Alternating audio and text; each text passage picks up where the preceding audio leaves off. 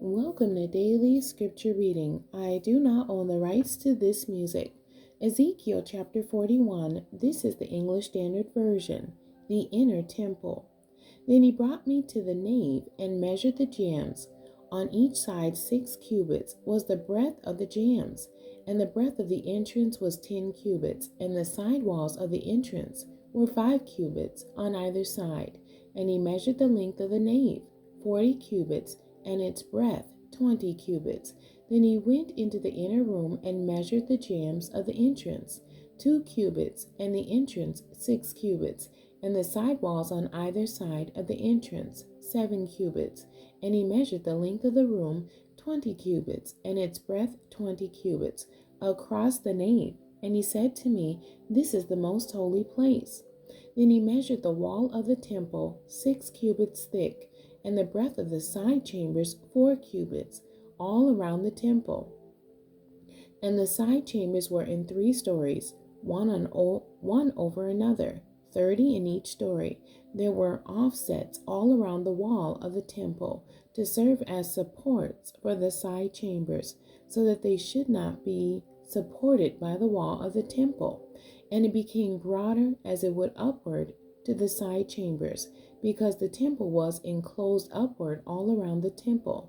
Thus the temple had a broad area upward, and so one went up from the lowest story to the top story through the middle story. I saw also that the temple had a raised platform all around.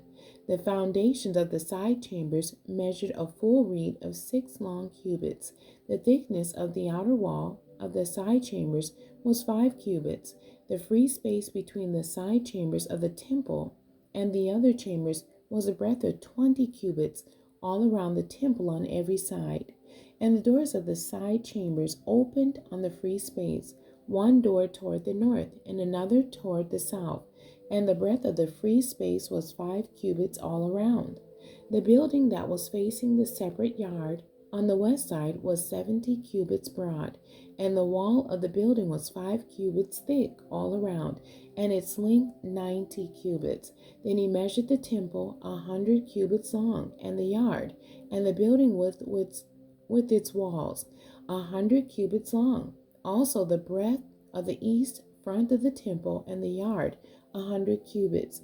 Then he measured the length of the building facing the yard that was at the back and its galleries on either side 100 cubits. The inside of the nave and the vestibules of the court, the thresholds and the narrow windows, and the galleries all around the 3 of them, opposite the threshold, were paneled with wood all around, from the floor up to the windows. Now the windows were covered to the space above the door, even to the inner room, and on the outside, and on all the walls all around, inside and outside, was a measured pattern. It was carved of cherubim and palm trees, a palm tree between cherub and cherub. Every cherub had 2 faces, a human face toward the palm tree on the one side, and the face of a young lion toward the palm tree on the other side. They were carved on the whole temple all around, from the floor to above the door. Cherubim and palm trees were carved. Similarly, the wall of the nave. The doorposts of the nave were squared, and in front of the holy place was something resembling an altar of wood, 3 cubits high, 2 cubits long, and 2 cubits broad. Its corners, its base, and its walls were of wood. He said to me, "This is the table that is before the Lord." The nave and the holy place had each a double door.